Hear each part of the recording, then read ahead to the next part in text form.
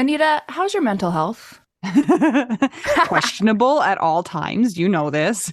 Yeah, how's the mental health of your children? Also a little bit tricky. Can I tell you my experience in trying to find therapists for myself and my kids, Mel? Yes, please. Okay, this is how it goes. You ask around your friends and your family for a referral for somebody who's nearby. You finally find somebody who sounds like they might work for your family. You give them a call and you find out that A, they're not accepting new patients, or B, they have a huge wait list. So you start over again and you ask people if they know anybody who would be a good therapist and a good fit. Finally, you find one, you go and you meet with them and you figure out that you don't actually like them that much. But it's been so much work to find somebody who you can go to in your area that you're kind of stuck with them. Well, do you have any ideas for how to get around this? I do because guess what? I've actually had some therapists that I have found on my own, which involves what you're saying. Sometimes I remember one time I was like 3 hours in the bathtub on my phone looking Yeah. through websites.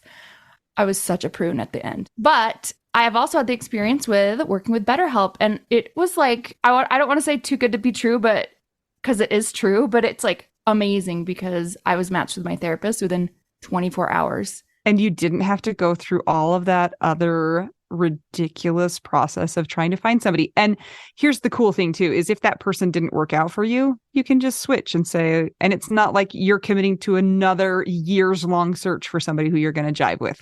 It's true. And I lucked out, or maybe just BetterHelp is really good at matching people together because I never had to change my therapist. I loved her.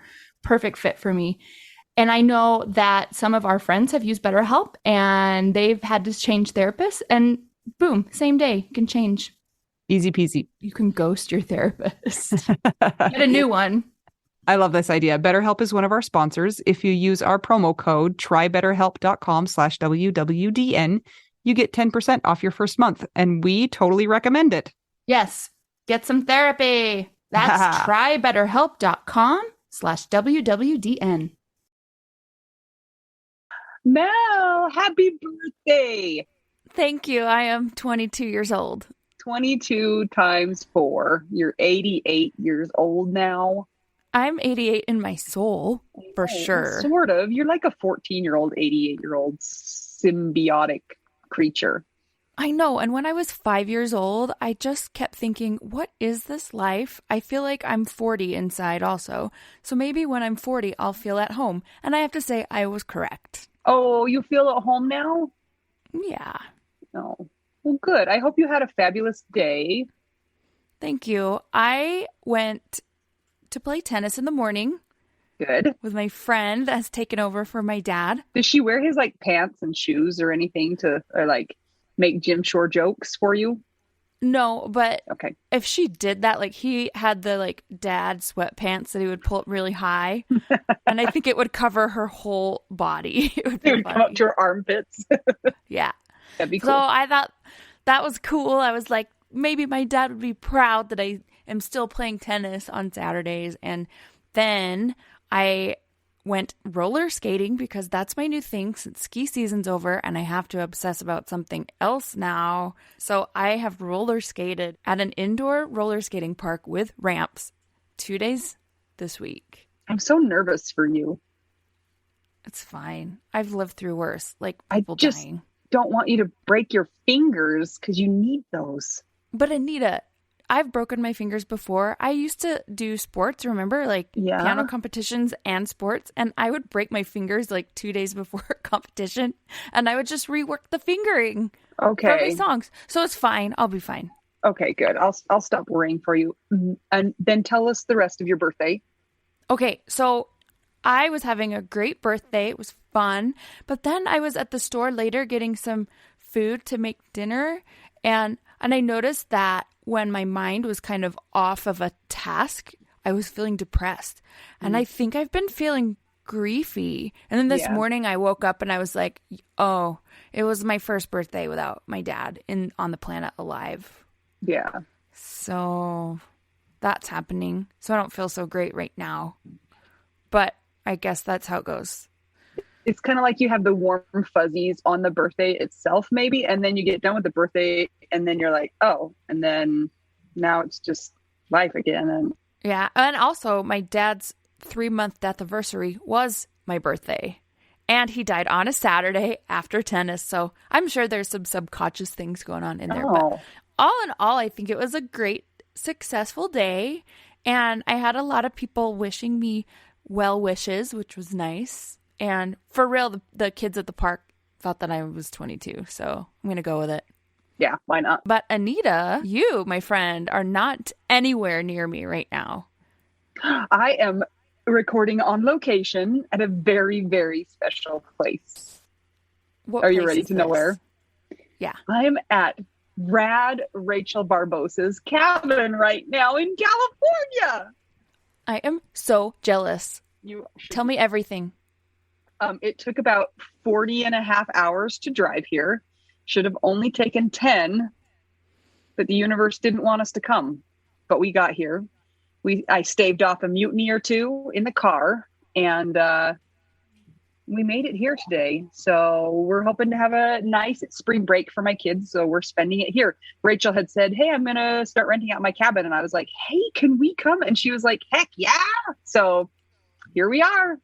Wait, was she there? Did you get to say hi? No, she's not here. Oh, Rachel.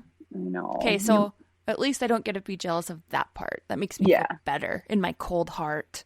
Yeah, and my audio quality might be crappy because I didn't bring all my equipment, and there's people walking upstairs, so you might hear stomping and maybe screaming, or who knows what's going to happen. But yeah, we're just going to get this out, and it's going to be fine. Mel, I have got to tell you what happened to me this week, though. Okay, go. It's the most bizarre thing. If you follow my Instagram, you already know, but I'm going to tell the story. So this happened on Friday night. We were leaving on Saturday to drive to California, so I wanted to get a good night's sleep. So I go to bed, I'm sleeping, and I hear my doorbell ring. And I'm like, it wakes me up, and then I'm thinking to myself, that can't be right. You know, I have to have dreamed or imagined that, because why would somebody be ringing my doorbell?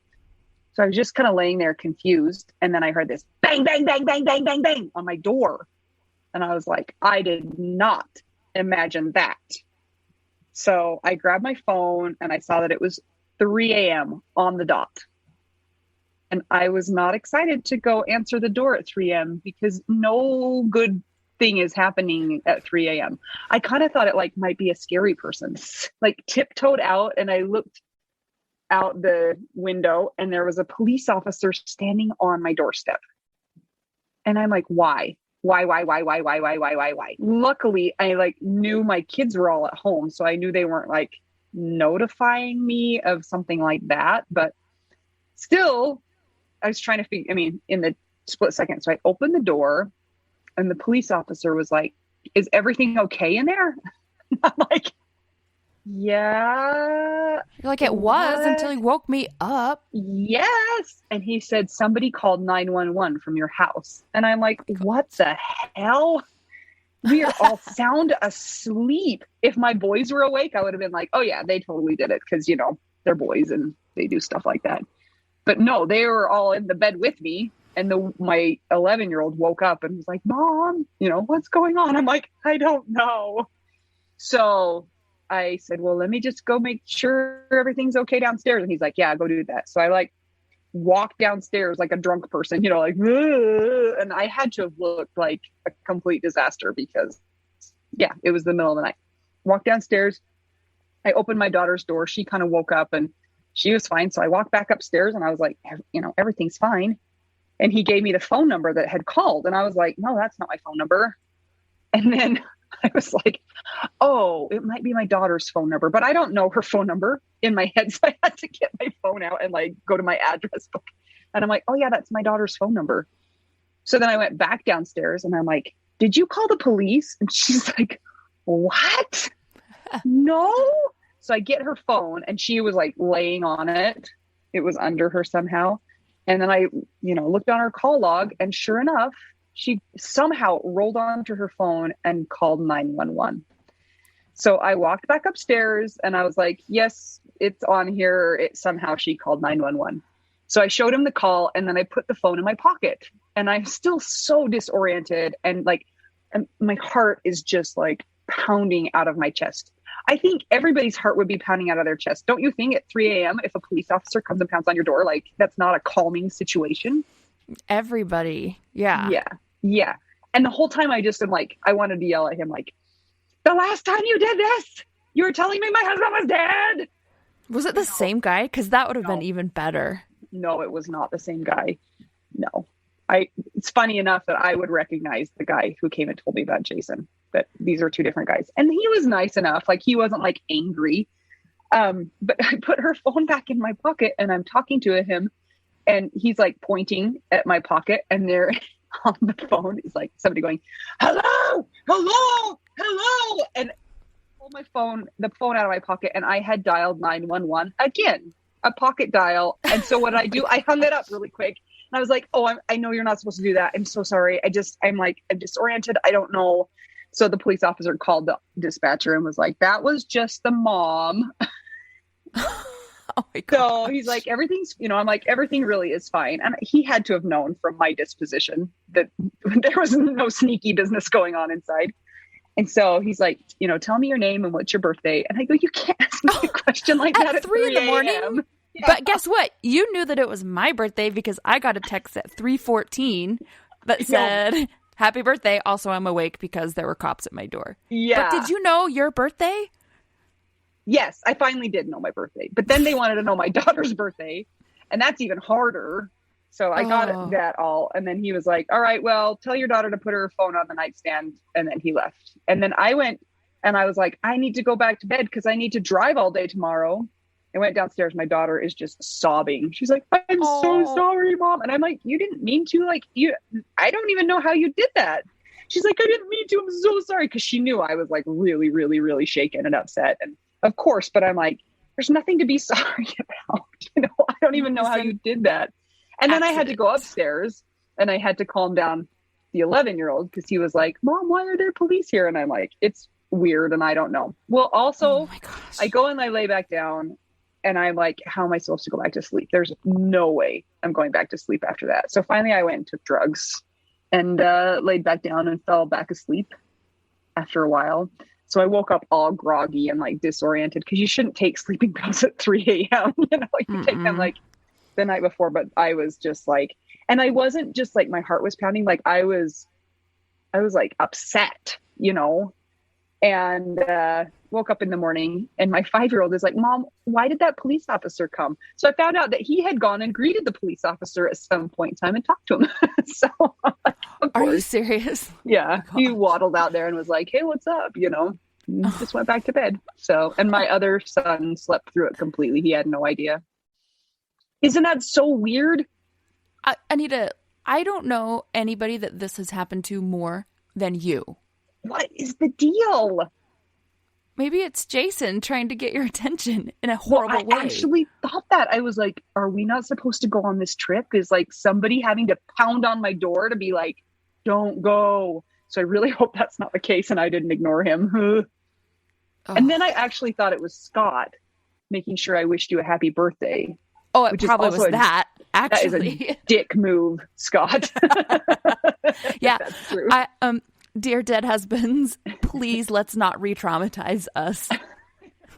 But thank you for thinking of us. Yeah, but then like the first thing I thought was like, I have to text Mel. And then I was like, I have to tell somebody. Like, who do I tell this? This is like so weird. How did this happen? I don't even understand. I was like, I hope it doesn't wake her up. But with the exception of Aaron, who has the benefit of being in Australia and being much ahead of us. You were the first United States person to wish me a happy birthday. Yay. Okay, all good. Thanks to Scott and Jason that traumatized you. Yes, and the police officer. So that is my wild and bizarre and zany story. I'm just like, I can't even think of these things that happen. I can't even make them up. So crazy. Yeah. So there you go. I'm really glad you're okay, and I'm glad you made it to California and that's over. Yeah, wow. Me too. Can I talk to you about before we get into our business? Aye, Captain. I am right now just being annoyed that people have opinions on widows and what they put on their social media. That's all. I hate everybody right now. Are people saying that to you? Or yes. Or like, why does she post stuff about her dead husband? Why does she say all the time that she's a widow? Why is she doing this? And I'm like, are you stupid? Well, if she's a widow, like, are you still a widow after 4 or 5 years? And it's like, what? So it just is like reminding me, like, when we started the podcast, we were like, we have to tell people what this is like, because this is such a strange, like, existence. People don't even understand. We didn't understand before. And now, like, we have our tribe, right? And our friends that we've made through the podcast. And we're all like, yeah, we get it. We all get each other. But now I'm kind of experiencing similar things to what you and I were going through before we started the podcast, where it's like, oh, no, we need to keep informing people. It's like, it's annoying. Can't you just be like, oh, I'm sure that that's an event that, like, has been hard, and it will have always happened to you. It never will have not happened to you. Yeah, I guess if you have lots of widow friends, it's almost like an echo chamber, and you kind of forget that the muggles are still confused, maybe, and they don't understand that, yeah, this doesn't go away. And it's such a personal thing how we choose and find ways to grieve and to move forward and to integrate. Oh, yeah, I am having a visitor now. Hello, visitor. Welcome. Yep. It's fine. Yeah, it's fine. It's all good. Anyway, yeah, I'm sorry, Mel. That is annoying. And I think it's like, I do put a lot of stuff on my Instagram that's about widowhood stuff, because it's like, we just went to Camp Widow. It's like, oh, here's Anita. She's my widow wife. Like, we're trying to help people know what widows are and what they look like and this and that. And so, like, my social media, my regular one is about widow stuff, because it says, like, co-host of the podcast Widow We Do Now. Duh. Of course I'm going to put stuff on there about that. And then I put random stuff like, here's my dog. I went skating. Blah, blah, blah. I play the organ. Yeah. Yeah. Then I have my professional music page where it's all, I love the organ and the piano. Here's a video, right? And so I'm like, what's wrong with people? Like, because I don't do a lot of, like, the daily stuff like you do. Like, you have kind of like a daily travel log. And so I don't know. I don't know what I'm really saying, other than I'm just annoyed. Like, you're damned if you do and you're damned if you don't. Yeah. With grief civilians. And the fight. The battle is always going to be there with people that don't understand. But, like, I think maybe it's because I'm extra grumpy because of my dad dying. I just keep saying, like, I can't wait until you experience this. And then I feel like a jerk because I don't want to wish harm on somebody, but, like, I kind of do. You know what? I've got a name for that. I've decided it's called Widow's Revenge. Because have you heard of Mother's Revenge? No. Okay, Mother's Revenge is when your children grow up and have children just like they were. So they get a taste of their own medicine, so to speak. So Widow's Revenge is when you curse a grief civilian to become a widow, and then they get to understand it firsthand. Trademarked. It's trademarked, guys. Widow's Revenge. Okay. Circle R. Maybe it's also a branch of sociopathy. Widowopathy? Oh, shoot. Widowopathy. I love that. Yeah, because, like, I want to be an empathetic person. Like, this whole stupid widow stuff has made me more empathetic in some ways. And in some ways, it's made me be like, I want to cut you. Yeah. Should we see if we can get that added to the DSM? 6? Yeah. Since the DSM is always changing. Yeah. Let's see what widowopathy can do. It'll be in one of the clusters of mental illnesses. Absolutely. But then we'll have to be like, is being a widow a mental illness? No. Yes. But yes. Mel. What? Speaking of Camp Widow, we have a big announcement. Oh my gosh. I forgot we haven't talked about it on this yet. You guys, guess where we're going? We are making our way to Australia. Wow, that was scary, and I apologize for Anita. Okay, and a small stroke. We have our tickets already. We will be eating top ramen for the next 3 years. Yep. But we think it's worth it because we really want to be able to go see our Australian friends and present and give everybody hugs in person. Yes. So we are so hopeful that a lot or some of our Australian, New Zealand, Pacific Island friends can make it. It's August 5th through the 7th, 2022. So please come. We're so excited to go down there. Not excited for the million-hour flight, but I've been researching neck pillows, so it should be fine. It's going to be fine. And all I want to do is baby Joeys. I just want to like hold them and find them. I need some help. Can somebody help me find a baby Joey farm or something? A farm. Like a responsibly and ethically tended to Joey farm. What about kangaroo. a rescue? A Joey rescue? Yeah. Would that be okay? Yeah. Okay. Hey, do you think there are therapy kangaroos? I need that. I need it right now. I don't have an answer for you, but okay, we can find out. Yeah. Mel told me, she's like, that is more important than Camp Widow itself. And I'm like, we really do have to show up at Camp Widow though, Mel. We really can't just go and like spend all the time looking for kangaroos. And she was not convinced. So we'll see. Did I really say that? Yes. Crap. I digress. So, but what if, you know how Camp Widow in the States has therapy dogs? What if they had therapy Joeys in the lobby? Please. That's my request. Okay. We'll put it in. We'll put the request in. We'll find the forms that need to be filled out. So guys, I have something to say regarding the Patreon because those who are at the Widow Bestie level and up got a bajillion emails and notifications this week. The reason why is because we are now, and I'm excited for this because this is good for all y'alls.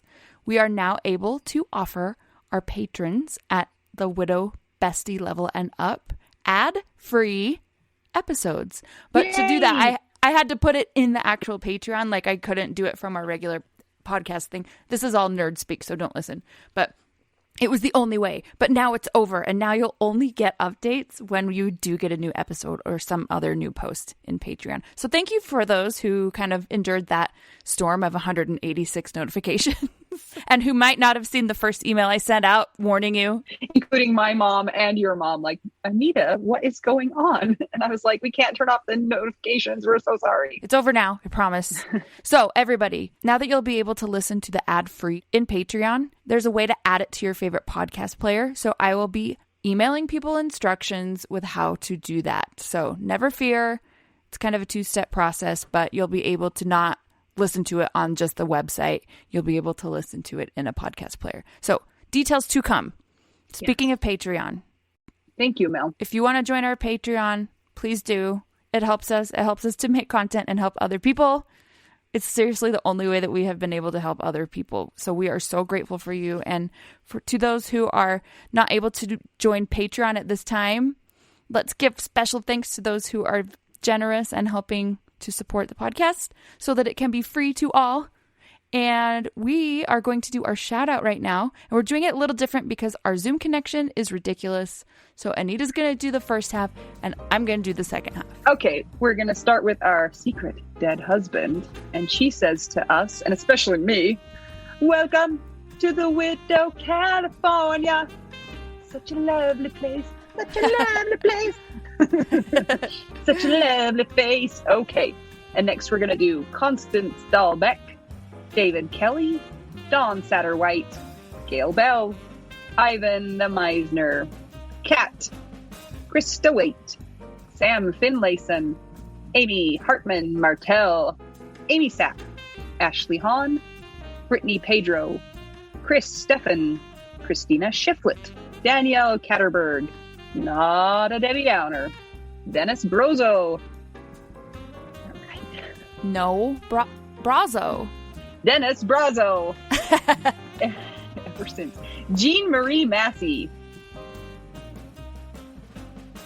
Jenny Taylor. Jennifer Beal. Jennifer E. Hassel. Jenny Wang. Kathy Murray. What?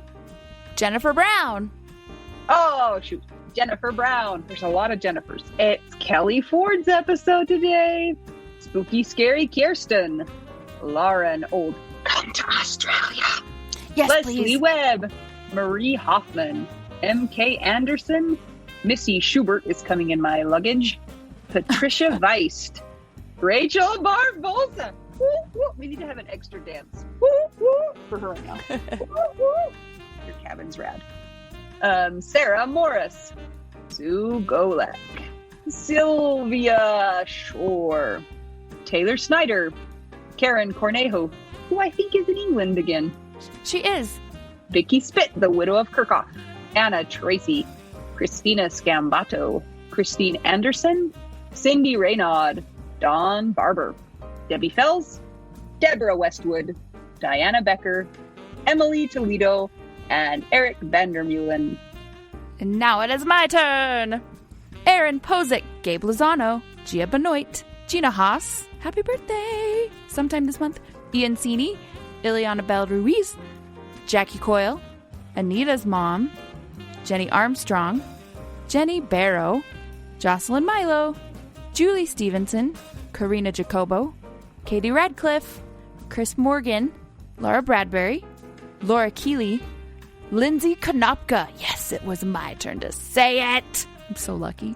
Lori Farrington, Marjorie Lewis, Mary McGowan, Megan Montague, Melissa Bowers, Melissa Hancock, Peter Rukavina, Becky Zyba, Sarah Kennedy, Stacy Saywert, Sunshine and Disco Haven, Tammy Teravist, Tara Wallace, Valerian Root Packer, and Tennis Ball Wendy. Oh, that's sweet.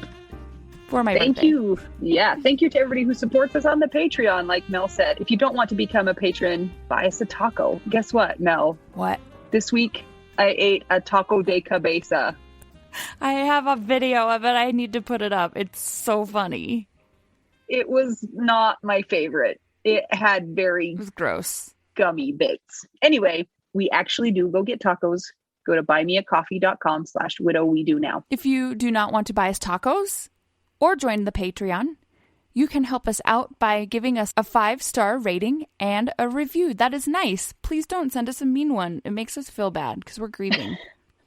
I know that's not really right. You should just be honest, but please be nice if you can.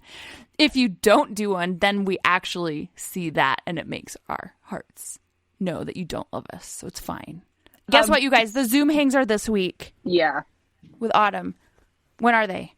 they are. Saturday? Yeah, but like, what is our freaking time zone now? Now we're in Mountain Daylight Time. Oh my gosh, I hate it. Okay, it's Saturday, 12 p.m. Mountain Daylight Time, and session 2 is 6 p.m. Mountain Daylight Time. The Zoom links will be posted in the Widow Wives Club under the Events tab, so please check there. We cannot wait to see you, and it's going to be good to see Autumn. And if you don't know where to find that because you're not a member of the Widow Wives Club, come join us in the Widow Wives Club. We're growing. It's an awesome community. It's private on Facebook. Just make sure you answer all the questions. Yes, we really do make you provide proof that you're a widow, but that's to keep it a really safe space so that you know that all the people there belong there and are not scary scammers. Yep. All right, Anita, it's time. Let's do this. I'm Anita. I'm Mel. We're 2 young widows, and we're just trying to help all the other widows figure out widow We do. now. This episode is sponsored by the Misner Family Foundation in memory of Elisabeth Misner.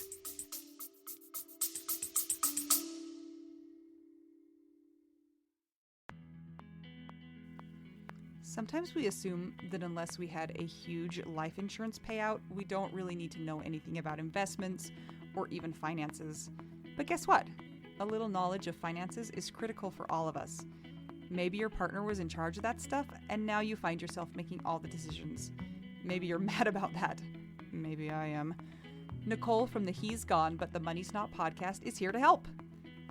She tackles financial literacy by telling the stories of women and widows and finance experts and shares the lessons they've learned as certified financial planners. Whether you know a lot and feel confident in your financial decisions or feel unsure about all of that stuff, there is more to learn. Listen and subscribe to the He's Gone But the Money's Not podcast on all podcast platforms. This ad was paid for by Rockhouse Financial, an SEC registered investment advisor.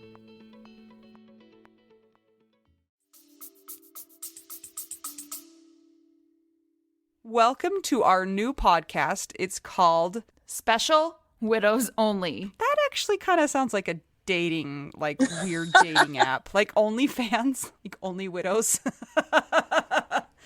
Okay, none of this is true. This is still the same podcast. Please don't. And all widows are special. Let's be clear. We have a guest today that we're excited to talk to. This is Kelley Ford, who we have found is actually really good at lip reading, strangely enough. She's also really good at sending Secret Santa gifts. Was she your Secret Santa? I was. Mm-hmm. Oh, I looked at the little cardinal you sent me today, and I thought of you, and it was like, how did she know that now we extra need it because my dad died, so it's been helping my mom.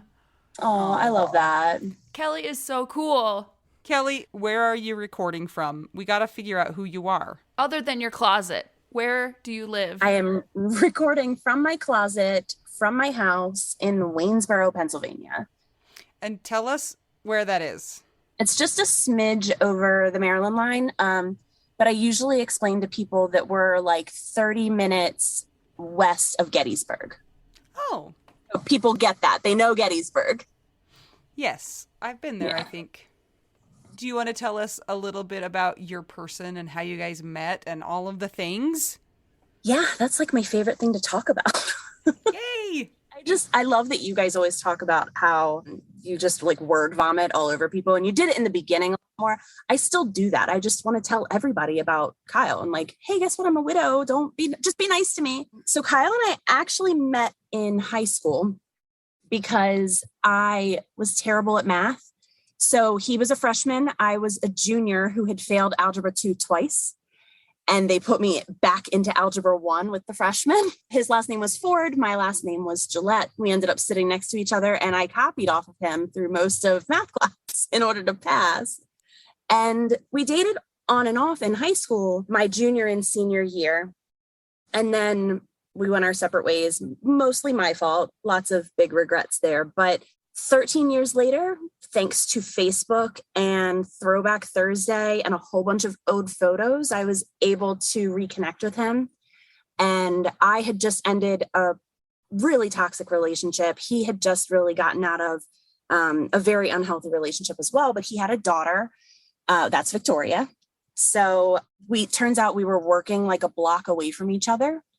So we met for happy hour one evening, and then that was just it. We just picked up right where we had left off from high school. It was just, I always described Kyle as my home base because he was just where I was able to kind of recharge. And he was the only place that I could be where I just felt like I could breathe and take that deep breath and let it go. So when we got together as adults, it was like my fairy tale, you know. I thought we were supposed to be together. We were supposed to have this time together because clearly fate brought us back together. And we did things a little backwards. We moved in together pretty quickly as we moved up here to Waynesboro. We left Baltimore in 2015 and we moved up here. We had my son in 2016. Kyle proposed in 2018. We got married September 28th, 2019, and he died 51 days later. Stop! Fate is a jerk. Yeah, suddenly. Do you know what happened?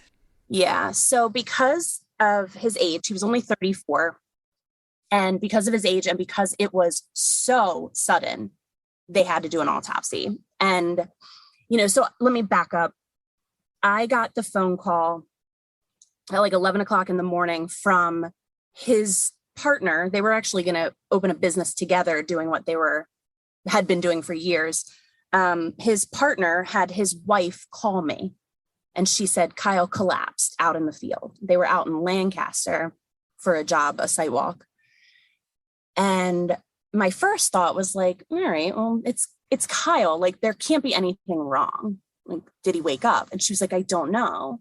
So I said, you got to have Mike call me. And Mike calls me back. And he just immediately puts the paramedic on the phone, who tells me that Kyle has not regained consciousness and that they've done multiple rounds of CPR. It seems like they would do the CPR and then he would crash again. He would do it again. And he just said, you need to get to Lancaster Hospital, Lancaster General, and I don't suggest you drive on your own. So I get out there and the doctor says to me, this sentence will never leave me. Your husband's heart really wanted to stop today. That's just how he led with it. And he said, as often as we could get it back, it just kept crashing on us. So he informed me that due to the amount of time where it was like, I guess, time without oxygen and all of the different times that they had to do the CPR, that his brain had gone without oxygen for too long and that there was just no recovering from it. So at one point in the hospital, there was talk of it maybe being an aneurysm, but there was so much swelling in the brain scans, they couldn't tell. And then they said that it didn't seem like he had had a heart attack. So they weren't really sure, just something had stopped his heart. The autopsy came back that he had nearly double the size heart that he should have had. So he had cardiomyopathy. I want to say it was atopic. Hypertrophic cardiomyopathy. Oh, that might be it. Or it could be atrophic cardiomyopathy. Oh, see, I think it's that one. What's the difference? My dad had hypertrophic, but he didn't die from that, but I know what it is. So now this is like really testing my brain, but atrophic means that the heart is enlarged, but not because it's like getting bigger because it's pumping harder. It's just bigger. And hypertrophic means that it's like bigger because it's working harder. So maybe Kyle's was the atrophic. Atrophic. Yeah, that is a thing. So they said it was nearly double the size. And I was told to get the kids tested because it could be genetic. And so they had to have heart echoes. They had to have EKGs. And I'm actually in talks with Hershey Medical Center in order to get geneticist testing or genetic testing in order to see if they have any of these genes that can make them more prone to having an enlarged heart. So currently that's kind of what's happening. So the kids haven't been tested and gotten results yet? They have gotten results on EKGs and echoes, and both are normal. Now, Victoria will have to start being tested next year, every year. So starting at 12, they have to get tested every year. I guess because it develops more in adolescence, that kind of young adult stuff. So, and we have to wonder about Kyle because he was super physical. I mean, he played sports his whole life. He played multiple sports in high school and he was athlete of the year. And so you figure you have to get all these physicals and stuff done, but nothing ever came up of it. And after he died, of course, I scoured the internet to find out what I missed. Like, why didn't I know this was happening? Why didn't I know that something was wrong with him? And all of the symptoms are so vague and just so broad that there was not a single thing that I could pinpoint that Kyle had dealt with. You know, it just makes no sense to me. So when you arrived at the hospital, he was still alive. They were able to resuscitate him enough, but the doctor came and talked to you and said that his brain had been without oxygen too long. Yes, he was still alive, but he was, they had a breathing machine hooked up to him. I can still hear that noise. Like, I hate that, but I still have like flashbacks to the sounds in the hospital and stuff. And that noise just doesn't go away. And they had him in the emergency room when I first got there, like in a pocketed room almost. And then they moved him up to the cardiac ICU. And that's when more visitors came. Like, I had texted people on the ride out there. Luckily, I had a friend who such a random way that she found out, but I called the daycare to say, I'm going to Lancaster. I'm going to drop off the car seat and figure out who's picking up the kids. And the director said, don't worry about it. We have an extra car seat. I'll figure it out. She called one of the other parents who knew me well enough that she called me and told me to pull over and she would come get me. We're about 2 hours away from Lancaster. So that was the worst drive ever. It was just, I just kept going back and forth between texting people to say like, just pray, or, just like, I don't even know what I wanted. I wanted a miracle, obviously, but I wanted people to know, because I thought the more people that were praying, the better chances that he would be okay. Well, we had some friends in our group that are nurses that connected with some of the ICU nurses that they knew. I think they had a cousin or a family member or something out there. And they connected and asked about the situation with Kyle. And they were told that it was really bad and that they needed to come out if they wanted to say goodbye to him. So a lot of our friends came out. I could name a few of them. It's just a blur when you see everyone. But one of the things that has stuck with me in that hospital, and I don't know who said this to me, but I just kept remembering, I just kept saying, I'm not strong enough for this. I can't do this without him. What am I supposed to do about Victoria? She needs to stay with our family. He had full custody of her. And I needed to make sure that her life stayed as normal as it could. This is what she had known for the majority of her life. And somebody leaned down and said into my ear, Kyle wouldn't have married you if you weren't strong enough. And those words carried me through for the first couple of weeks. They really did. What a powerful statement to make to you. And especially if you could take that and believe it and just kind of, like you said, hold on to that, cling to that as you were trying to figure out what to do. Did you have to make a decision to withdraw life support? Yeah. It was I kept making them do everything that they could.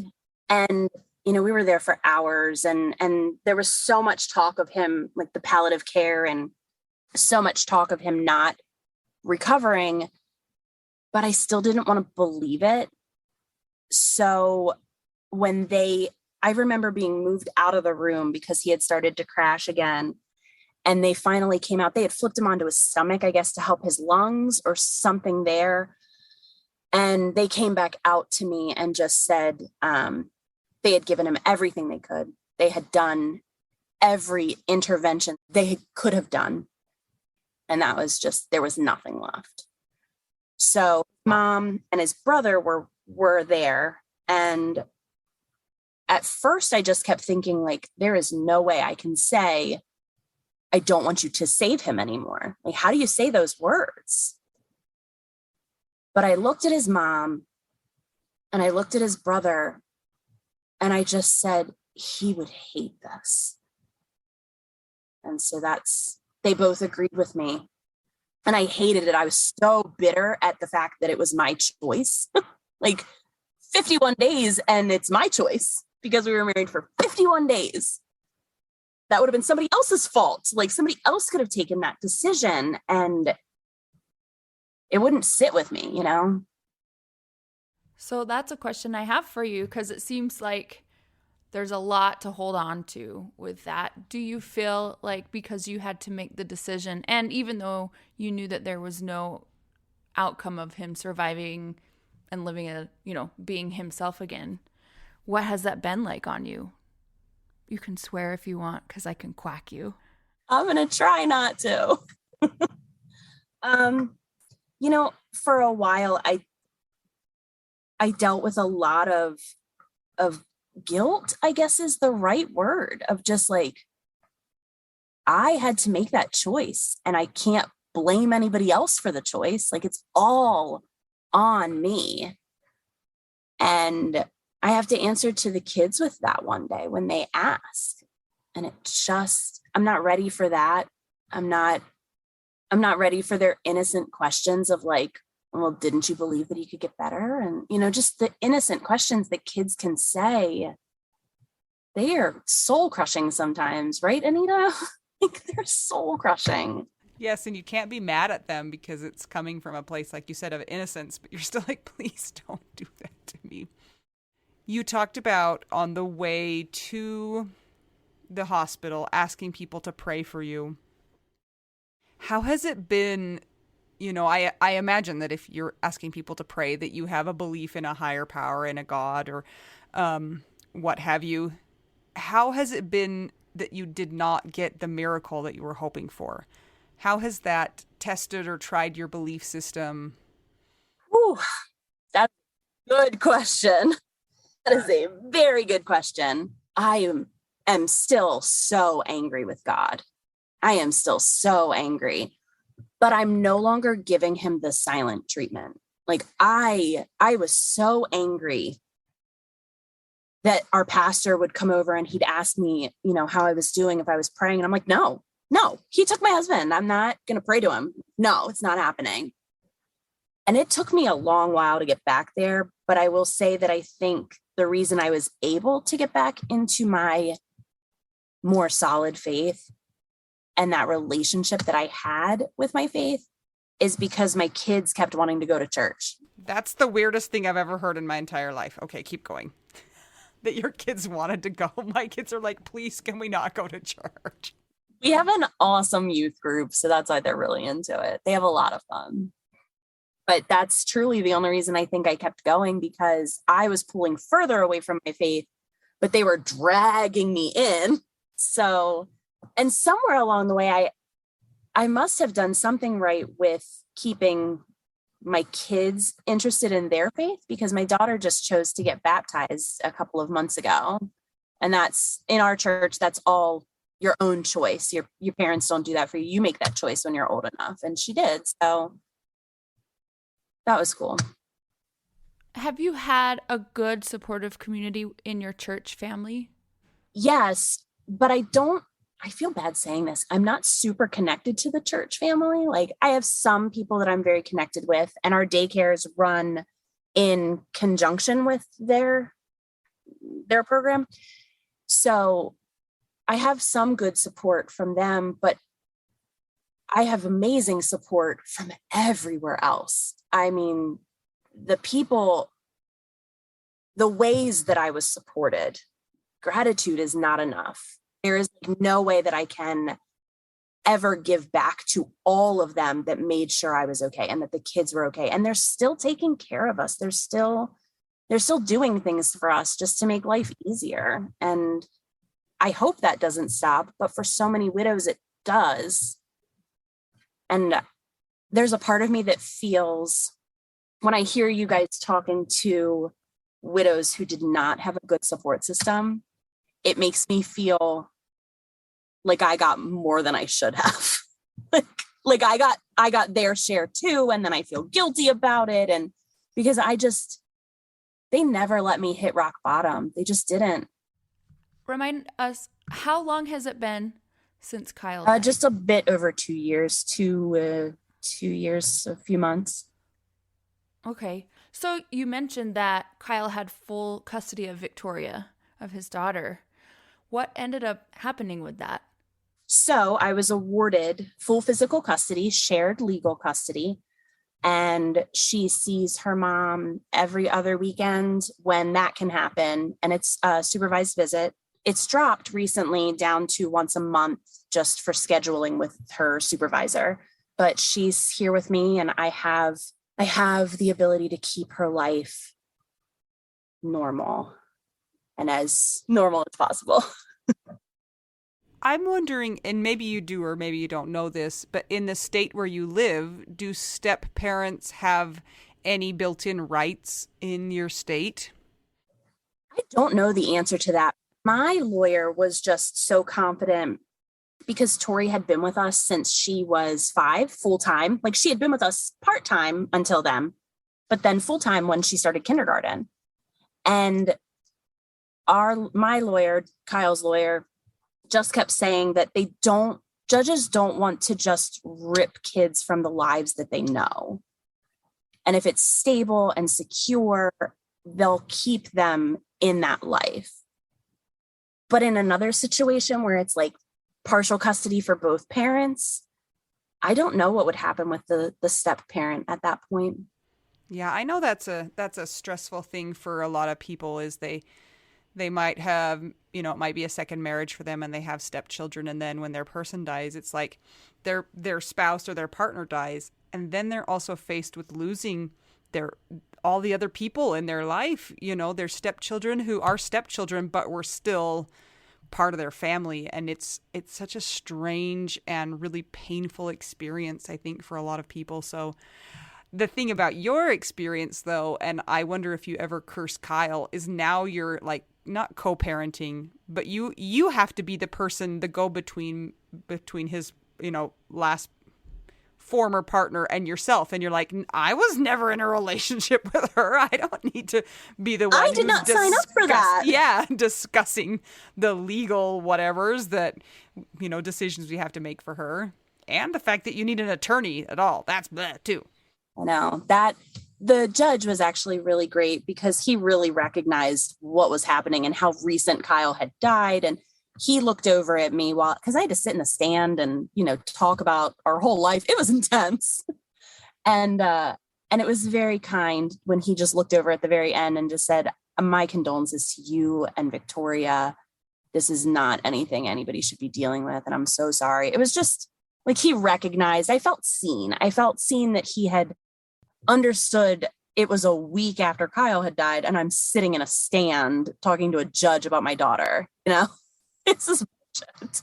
What a stupid situation, but also what a little piece of mercy that the judge gave you that little nod and those words, like such few words meant so much. And I cannot believe that a week after he had died that you had to be in court. Like, come on, you should be in your bed, like eating Skittles. I wasn't eating. I had no appetite.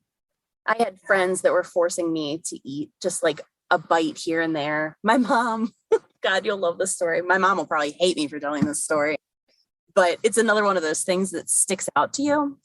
She had shown up, it was within that first week, and she had shown up early in the morning, and Kyle's mom had been staying at the house with me. So she was there, and I remember her putzing around and like doing stuff in the kitchen, and I was just sitting at the table. And my mom comes in and she said, "Did you eat breakfast?" And I kind of confusingly thought about it and said, "No, I don't think so." And Joni, my mother-in-law, she said, "Kelley, did I eat breakfast?" And I was like, I don't think so. And she goes, "I did. I had a bagel." Like, it was like her way of being like, you remember nothing. And my mom, bless her heart, slams down one of those like Carnation instant breakfast drinks onto the table and was like, "You need to drink this." It's like, I'm not drinking that. I don't have an appetite at all. And now you want me to drink crap? No, thank you. So she got really upset that I didn't want that. And so I just remember her like visually slamming it on the table and then visually shoving it back into her purse. I remember that sticking out to me. And she just wanted me to eat, but I lost 30 pounds in the first like month and a half after Kyle died. I just dropped all this weight. It's too shocking. Mm-hmm. And then on top of the shocking death that you had a court date. Right. Like, come on. And then you have kids. How have your kids been doing with this?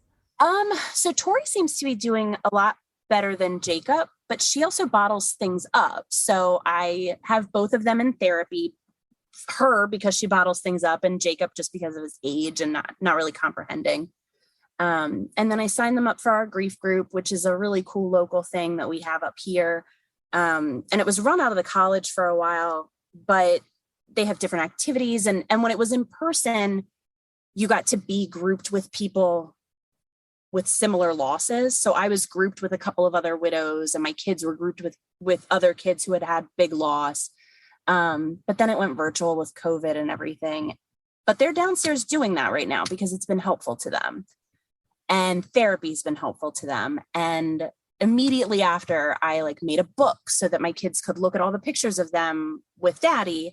And I got teddy bears made from shirts and I gave them some of his t-shirts to sleep in. And I just did everything I could think of to give them some inkling of connection. But Jacob he is really struggling with the separation, like the separation anxiety. He sleeps in my bed. He will not sleep in his room anymore. He hasn't since Kyle died. If I get him to fall asleep, I have to lay in bed until he falls asleep, and then I have to sneak out like a ninja. And if he wakes up an hour or two later, he will come looking for me because I'm downstairs working, or I'm cleaning up the kitchen, or, just trying to do anything in that time frame. And he comes looking for me. And for like the first year and a half, he would come down rage, scream crying, because he was just devastated that I was not there. And it always ended with him in that kind of cry. And he would say, I thought you died. So, and also never lock a door in this house, because if you lock a door, he will beat it down to make sure you're okay. I think that this is such a common experience for kids once they have experienced a loss to assume, or not necessarily assume, but that unattainable nature that loss used to have, that death used to have, is gone. And so now everybody around them is going to die. And, adult brains do this too, but kid brains don't have the same logic and the same reasoning, and they don't understand how we prevent death. They don't even understand, I think, how death really happens. So it's very mystical, and it's really an awful thing for them. And my kids have certainly dealt with that. My older ones actually dealt with it more than the younger ones have. But we finally had to do anti-anxiety medicine for a couple of my kids, which I would never have considered before. I just would never have even have thought of that before this. And then it's like, and it has kind of helped take the edge off of that. And the other thing that's so hard is that you cannot promise them that you're going to be okay, because we don't know, right? And it's so hard because you can't say, I promise I will be back. It's like, I don't know. Have you ever watched Daniel Tiger's Neighborhood? Yes. So I have a 5-year-old. Yeah. Okay. There's an episode where they sing "Grown-ups Come Back," and I'm like, except for when they don't. And I know it's brutal. It's so hard. And it's like, yes, they usually come back, and I'm going to do everything I can to be safe. And this is what will happen if I don't come back, and it's like, it's like you were saying before, those conversations are so hard, and they're brutal, and they have to happen. I have a question. I am a non-parent, but my question to you parents is, how do you even deal with that? Because kids, they're watching Daniel Tiger, and it's like, yeah, you want your kid to be safe, and their brain is in a certain stage of development where they need certain things, and they only comprehend certain things, and they need to feel safe in their environment. But how do you even go about navigating that as a parent, where you're like, but I might not come back? Do you have a conversation with them? Do you try to get on their level and say, do you tell them that there's a chance that that's not true? Or do you keep them in the bubble because of their age? What do you do? Just hide in the bathroom, but don't lock the door at Kelley's house, because Jacob will beat the door down. Anita hides in the pantry and eats chips. They'll go, that's the first place they would go, because they want food first. Yeah. Like you saw, Jacob came in here with a pretzel in his hand. He got I didn't came to get me. So make sure there are carbs nearby. Yes. Just don't lock the door. But I mean, yeah, do you have conversations? Yeah. Or do you avoid it? I have a lot of very real conversations with both of the kids, but I try to keep it as age appropriate as possible, because they're so different. And Tori can obviously comprehend a lot more. But what I'm learning is that kids' understanding and comprehension of death being permanent doesn't really kick in until they're like 9 or 10. And so as they hit these growth milestones, Jacob in particular, or Anita, your younger ones, who lost Jason at a younger age when they didn't understand that death was permanent, as they go through these next milestones, it re-triggers grief, and they go through it again. And my son, I just brought it up to the therapist, because I've noticed that some of his anxieties are coming back, and some of the questions that he has for me are different than they used to be just 6 months ago. And she said that he's definitely hitting another milestone and his brain is just understanding a little bit more. And the question that he asked me last week was, is it my fault Daddy died? And that's not a question he had ever said to me before. So his brain is comprehending such different pieces of that loss now, 2 years later, that I have to have these conversations with him as they come up. Because you're right, we can't just be like, I promise I'll be back. Because they just know that that's not the reality. Jacob, I think the reason he connects so much to having to be in my room with me, or if I'm in the bathroom, he like follows me and everything, is because Kyle left the house really early that morning. He got up at like 4 a.m. and was getting ready, and Jacob had come into our room and said bye to him. And then he never saw him again. So for a 3-year-old, that's like a nightmare. You know, you see someone, you say bye, you expect them to come back. So for Jake, every time I walk out the door and he's not going with me, he panicked. So you have to have very real conversations, but you just have to break it down into really small pieces for them. And the thinking that maybe he's responsible for his dad's death, that's totally also in line. It's magical thinking. It makes no sense to an adult mind. Like, why would he think that? But it's very typical for a kid also to connect in their brain something that has no connection. Something that I have been instructed or guided to do also is talk to your kids about what would happen if something were to happen to me. So that the most important thing for them to feel is that they will be taken care of and they will be safe. So we have had those conversations before. This is the plan. This is who you would go live with. You'll be taken care of. You know, this is why those people were selected to take care of you, you know, just so they know that, because in their mind, their dad's gone, their mom's gone. That's all the only people who've ever taken care of them. There's nobody else. And so to give them that backup of what will happen is something that I've been guided to do. And we've had those conversations a few times with my kids. I haven't had that conversation with Jake, but Tori has asked me several times, like, what happens to us? And I think for her, it feels a little bit more rocky, you know? So I've really laid it out for her. Like I've gone to see a lawyer. All this information is in there and you will go live with the people that I've picked and they will love you and take care of you. And she's cool with it because she knows who they are and she loves them. So it's fine. But may I live to be 100 and get to see their grandkids, please. I can't even imagine that. That just took it to a whole new level too, because you're not in charge necessarily of what happens to her if you were to die. Yeah, because a judge would be. Oh, no. You need a refund. But because I put my wishes in writing, that will weigh heavily on a judge's decision. So that's good to know. Do you have anything like a trust at this point? I mean, you're young like us. You're not in your 80s. So how old are you, by the way? I was 36 when Kyle died, and I'm 38 now. And no, Kyle and I actually didn't have, I had life insurance through my job. And we had been planning on speaking to someone that I had been working with in January of 2020 is when we had plans of getting our life insurance. We were married. We were going to get everything all situated. You know, it was like tied up with a pretty bow. And then he died. And I'm still so mad that he didn't wait, you know?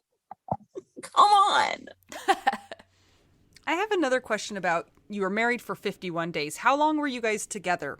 5.5 years before we got married. Like our second round of being together was 5.5 years.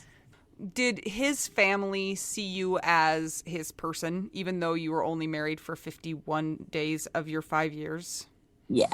Okay. So they treated you did. nicely, and they weren't like, you're just his girlfriend and we give you no No, because I had such a history with him, like I came into his life and he made it known, like I was there to stay, and I made it known I was there to stay.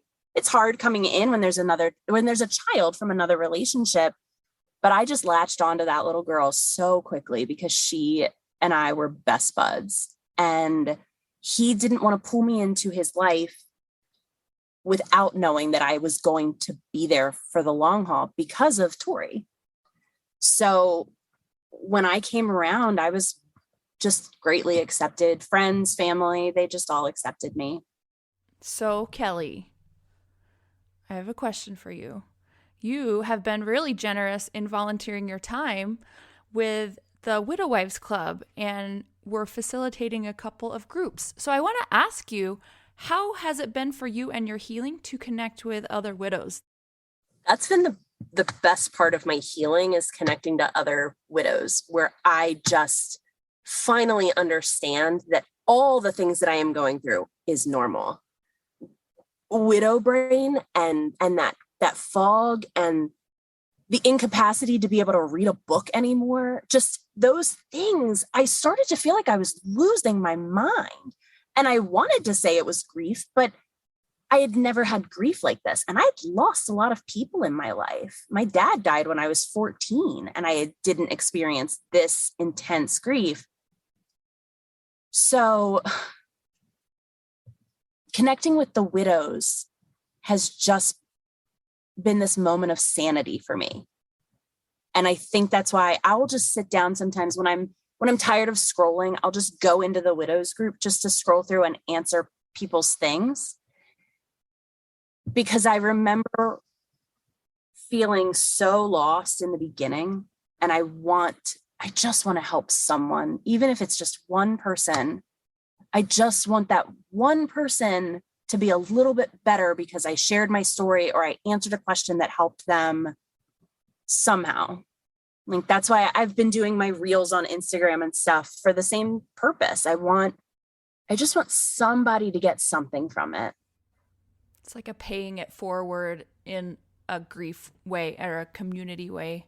It's interesting. I'll get in the Widow Wives Club and do the same thing and scroll. And I noticed today that somebody was saying those same things about, oh, well, I'm 9 months out and I swear there is something wrong or underlying with my brain and this and that. And then I saw the responses, because of course those that are further out are like, oh, yeah, 9 months isn't that long. But when you are at 9 months, it feels like 9 years. And you're just like trying to be like, okay, when will things get to be something that I recognize? And it really doesn't, because you're creating a whole new stability, and that can take a long time. And so it's always so helpful, and I love seeing it, even though I hate the reasons why, where people that are further out, and it can be at any point further out, like 2 years, 4 years, 7 years. Someone was like 14 years, I think. And I just am in awe about how the widow community gives back because of those same reasons. So every post you make in there is so helpful, and every comment. Thank you. My favorite post that I made was my depression den bedroom. And Anita said, "When did you come to my house?" Because that made me feel better. I love that you called it the depression den. That was like the best. I'm so with you, especially in the winter. I don't know if you're like this, but in the winter, I just feel like, I was texting Mel today. I'm like, I have no motivation to do anything. There's like blocks in the hall, like built like not Legos, but Duplo blocks. And I just step over them. I just can't even like make myself do anything. And it's, I work a full-time job. I sort of half-ass a part-time gig, just like a social networking thing, or like a social selling thing. And then you've got the kids. And by the time there's any extra time to clean up, I don't want to. I just don't. But in the winter, I've been going to bed really early because it's that seasonal depression on top of regular depression. It's just a failing combination. But I keep buying plants to try and help me. You are us. You are me and Anita. Oh my god. I just had 4 new plants delivered to my house today. I got a new plant today too. What did you get? It was called a Roadrunner cactus. It's so cool. It Oh, looks that's because you like your succulents. Yes, it looks like a flat cactus. I'm making a shape that nobody listening can see, but it's cool. I really like this shape. Like this. You know what? We need to have a plant forum. I know Carly Bauman loves plants. You love plants. I love plants. Succulents can count, Anita. Yeah. Oh, I know. I told the cashier, I said, I will kill this. And he looked at me like, okay. I like the monsteras. I think those are fun. What did you order? So the ones that came today, I have a lot of monsteras, but the ones that came today were a string of turtles, a Tokyo Sun sedum, an iron cross, and then my new pride and joy, which is called a Prince of Orange. And he's a philodendron, but his new leaves, as they come up, they're bright orange and dark orange. And then they fade to yellow and then they turn green. That sounded like your WWF names all in a row. What's String of Turtles? Turtle. That's my name. Something Don't take my sedum. name. Tokyo Sun sedum. Tokyo I have Sun a lot sedum. of plants. That would be the best wrestler name. Tokyo Sun sedum. I don't know. I kind of like Iron Cross. That was one of them. So, were you into plants before you became a widow? No, I wasn't at all. And I was actually incredibly offended that people gave me plants after he died, because I'm thinking I have a dog and a cat and 2 kids and myself to keep alive. And you just gave me plants to keep alive too. Why do you hate me? This is mean. It just felt cruel. You know, here's this plant that's supposed to remind you of your husband. Don't let it die. It's a lot of pressure. So in the beginning, I refused. My mother-in-law watered the plants for the first 6 months. And then it was like one day I woke up and thought, oh, I actually feel kind of peaceful when I'm by the plants. Like, I feel good when I'm by them. And then the addiction started. You guys, why do you think that widows get obsessed with plants? I was the same way. I didn't even notice plants. I have a theory, but it's a little hippy dippy. So in the process of trying to heal, I have learned a lot more about different grounding techniques and things like that. And one of my favorite things to have done, and I did this before Kyle died, was when I am stressed, when I'm upset, when I'm just kind of overwhelmed, is to stick my feet in the grass. I like to be barefoot in the grass. And it's because you're grounding yourself, you're connecting to the earth. And I think when you have these plants, you are bringing the earth inside, but then you're tending to them. So you're touching them constantly. You're touching the plant, you're touching the dirt, you're watering them. So I think you just get a lot of the spiritual benefits from that, the earthly energy. But then that's where people think I'm a little loopy these days, because I'm into my crystals and my essential oils and herbs and all that stuff. They can think that. We don't care. Whatever. If it works, it works. Leave me alone. I think being connected to the earth is so helpful. I know. I'm just pulling up the science of grounding to be I can't remember. I like doing that too. And I remember reading some article where it's go stand in the dirt so that you can connect with spread your toes out. Unless you're a diabetic, can I just say that, and you have neuropathy, then do not take your shoes off and walk around in the outside. But if you have good feeling in your feet, then you should do it as much as possible. I never wear shoes ever. Even right now, I just went and got the mail, no shoes. Yeah. If you want to know, here's what the science says on the internet. So take this for what it's worth. Grounding is currently an under-researched topic, and there are very few scientific studies on the benefits. However, the most recent scientific research has explored grounding for inflammation, cardiovascular disease, muscle damage, chronic pain, and mood. There you go. Yep, I'm telling you. It just really pivots my mood for me. So I think the more plants I surround myself with, the happier I'll be. But that hasn't quite proved to be true. So I keep buying more. There's got to be a magic number, right? No, you just keep getting more, and then you're that plant lady. And then your plant eats you one day because you got the plant from that one little shop of horrors. So yeah, ask Brittany Bushio. What's that plant that she's got? What's it called? Is it a fiddle leaf fig? Fiddle leaf fig. It's the biggest one I've ever seen. They had to move it with a semi. Find me. I'm in the widow group. Find me. Yeah. Brittany, be friends with Kelley. Kelley, it's been so great to have you today and to chat with you and get to know you better, in addition to all of the things that you are already contributing to the world and the widow world. So thanks for joining us. It's been a pleasure for us. Thank you for letting me be on here with you guys. I'm really excited. I talk like we're best friends. We are. Duh. Obviously. Duh. I finally said to my best friend, I said, when I say Anita or Mel, I am tired of saying from my podcast. So could you know that that's who I'm talking about? She's like, I got it. That's like the first thing they're going to talk to you about when they commit you to the insane asylum. You know, they're going to be like, uh-huh. She's going to be like, these people, they're not real, but they're in my head. It's fine. We're best friends. We'll come visit you. It's fine. We have an important question to ask you before we leave. I'm so nervous about this question. You are not the only one. People always say that. And I'm like, this is the question you should not be nervous about. Yeah, don't you love that we're like asking about child custody and death? But this is the one where people are like so scared about. It's because I'm scared you'll kick me out of the group. Is it Swiss? No!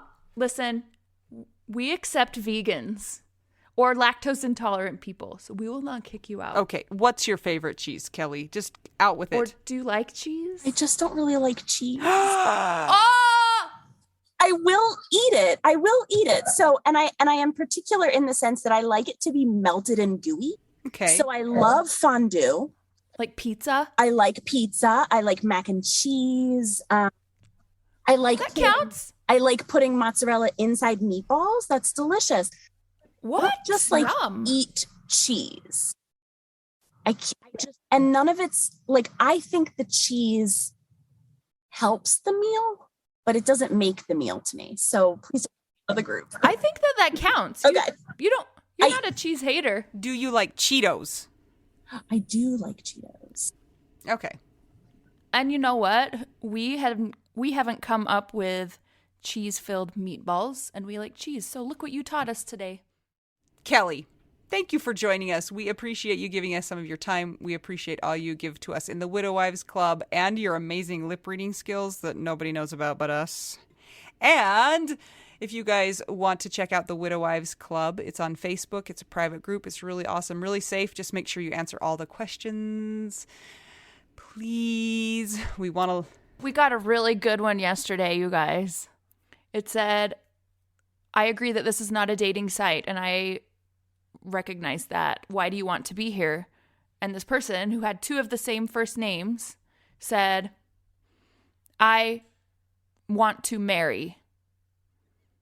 No, thanks. Bye. That's why we have questions and require proof, you all. Because the majority are honest people. And then there are some that are not. So I'm sorry. And if you want to keep the podcast going, consider checking out our Patreon. It's patreon.com/WWDN. If you'd like to buy us tacos, go to buymeacoffee.com/widowwedonoww. And until we talk to you again, I'm Anita. I'm Mel. I'm Kelley. We're just two young widows and one widow that Kyle wouldn't have married if she wasn't strong enough to do this widow gig business. And we're all trying to figure out widow. We do now. This is my favorite thing to discuss with you. Tell me, what is it? One of my favorite things. I do enjoy tacos and cheese and dogs. This is about how you cannot pay hundreds and hundreds of dollars for a phone plan, especially when you're a widow, your person is dead, you might have kids, you might need another option, and you just want your phone to work, you want unlimited texting and service, and you want it to be like $25 a month. It blows my mind that they have plans that start at $15 a month. That is so cheap. And the cool thing is it uses other 5G networks, and so you don't have to pay extra for that, and you still get great service. Yep, Anita and I have traveled all over, and I have used my phone. So I highly recommend it. And my mom's even on it. When my dad died, we put his phone down to the cheapest plan, which is $15 a month. And I think my mom's on the $20 a month plan, and it's so worth it. It's so much cheaper than what we were all paying before. So I highly recommend it if you're on a budget or not. Who cares? Ryan Reynolds is in charge of the company, and they send you free stickers with Ryan Reynolds temporary tattoos. It's kind of the best. So if somebody wants to sign up, what can they do, Anita? Go to trymintmobile.com/WWDN. Seriously, you guys. Such a great idea. Save yourself some money. And if you're worried about losing data or having any changes with your phone, not going to happen. They walk you through it. Everything's fine. It's the easiest process of all time. Again, that's trymintmobile.com/WWDN.